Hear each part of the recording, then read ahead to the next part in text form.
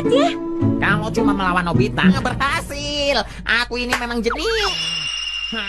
Ya. Mulan. Oh, oke. Dadah. Tunggu dulu. Ayo, Leo. Ayo, ya. Sekali akan kuperlihatkan padanya. Go, go.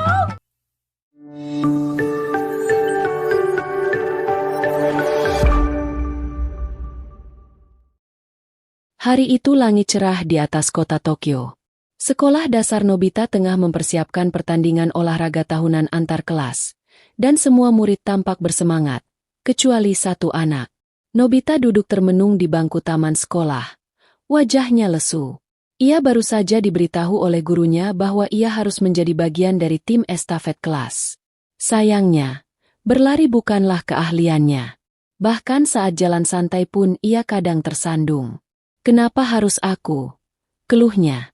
Aku akan mempermalukan timku. Tiba-tiba, suara yang familiar terdengar dari belakang semak. Kalau kamu terus mengeluh, kamu memang tidak akan pernah menang. Doraemon muncul dengan wajah tenang sambil menggigit dorayaki. Aku tahu kamu akan datang, kata Nobita sambil berdiri. Tolong bantu aku kali ini, Doraemon. Aku tidak bisa mengecewakan timku lagi. Doraemon berpikir sejenak, lalu mengeluarkan sebuah benda dari kantong ajaibnya. Itu adalah sepasang sarung tangan berwarna cerah dengan pola bintang dan pita kecil di sisi jari-jarinya. Apa itu? Tanya Nobita, bingung.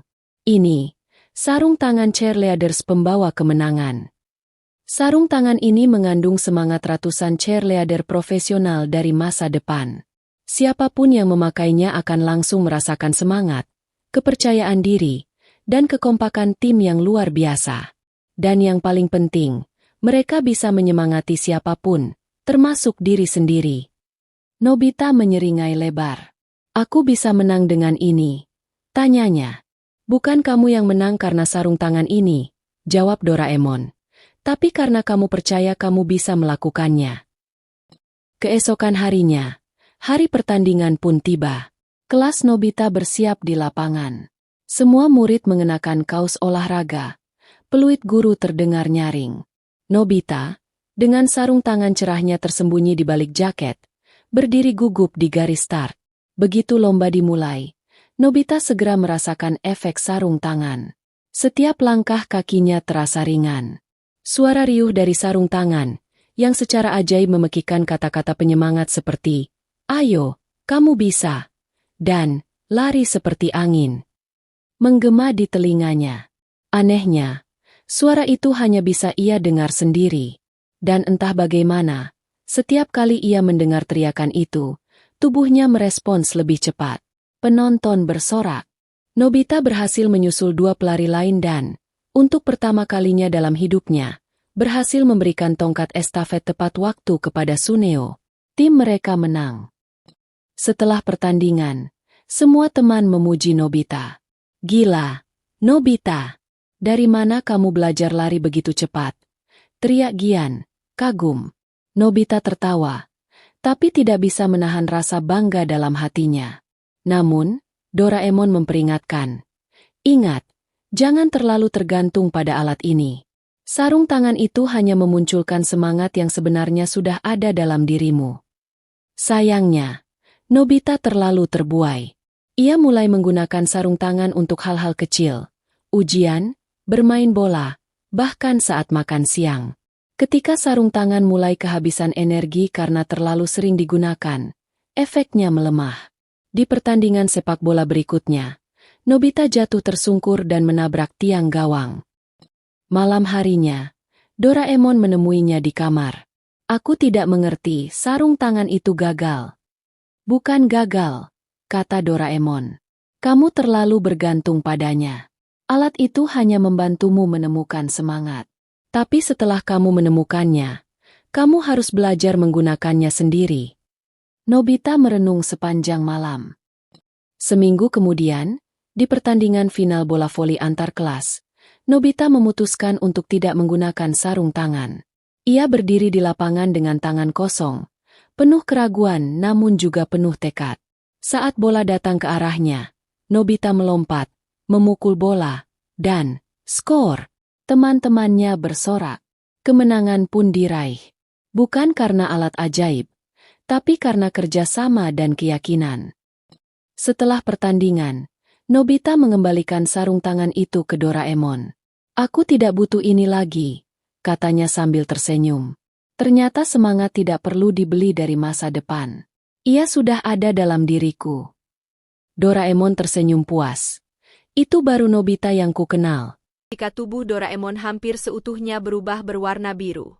Saat Dorami mendekat, Doraemon menanyakan siapa Dorami. Dorami pun menjawab jika ia diciptakan sebagai robot pengasuh tambahan. Dorami pun mengaku jika ia adalah adik Doraemon. Mendengar hal itu, Doraemon merasa terharu karena memiliki adik yang sangat cantik. Doraemon juga menceritakan jika tubuhnya berubah berwarna biru karena mengelupas akibat kesedihan yang terlalu mendalam. Dan suaranya yang serak karena ia menangis terus-menerus tanpa henti. Dan dari sini kita bisa tahu mengapa suara Doraemon cempreng dan tubuhnya berwarna biru. Setelah itu, Doraemon mengeluarkan cairan penyemangat. Ternyata, yang diminum Doraemon bukan cairan penyemangat namun Denko Sekka, atau cairan tanpa henti. Di mana Doraemon menjadi bergerak sangat kencang dan tanpa henti. Di sisi lain, penjahat waktu kembali masuk dengan menggunakan mesin waktu. Mereka tanpa sengaja melewati Sewasi yang tengah merenung sedih karena kepergian Doraemon. Penjahat itu kemudian merencanakan untuk menculik Sewasi. Di situ, Sewasi merasa ketakutan dan menyebut-nyebut nama Doraemon. Doraemon yang tengah berlari tanpa henti melihat Sewasi yang tengah ketakutan pun langsung melompat dan masuk ke dalam pesawat. Akhirnya, Doraemon dan Sewasi pun bertemu kembali. Sewasi juga masih mengenali Doraemon, walaupun Doraemon telah berubah warna. Saat itu juga, Dora Miyako dan Dorami datang dari langit untuk menyusul Doraemon. Dora Miyako kemudian meminta maaf karena sempat menertawakan Doraemon. Dora Miyako mengatakan jika sekarang, Doraemon terlihat lebih tampan dan memiliki suara yang seksi. Sehingga, ia semakin menyukai Doraemon. Singkat cerita, Natal pun tiba.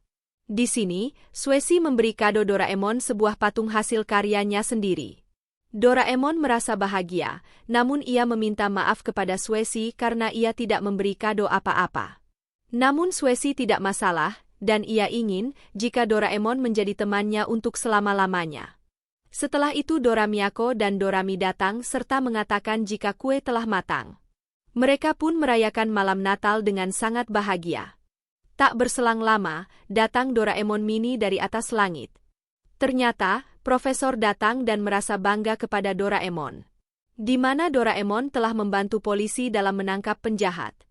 Oleh karena itu, ia membuat robot kecil yang mirip Doraemon, yang ia beri nama Mini Dora sebagai bentuk penghargaan kepada Doraemon. Selain itu, Profesor juga memberi kado sebuah kantong baru kepada Doraemon. Akhirnya, mereka semua pun menikmati malam itu dengan sangat bahagia. Setelah itu, Doraemon pun kembali dikirimkan ke masa lalu, untuk menolong kakek Sewasi yang sangat ceroboh. Kakek Sewasi adalah Nobita. Dan di akhir film diperlihatkan jika penulis komik tersebut telah mendapatkan inspirasi dalam membuat karakternya. Fujiko menceritakan di komiknya, jika terdapat sebuah robot dari masa depan, robot tersebut membantu anak laki-laki yang ceroboh. Dan di kantong robot tersebut terdapat alat-alat dari masa depan. Dan Fujiko memberi nama karakter tersebut dengan nama Doraemon. Dan film pun selesai.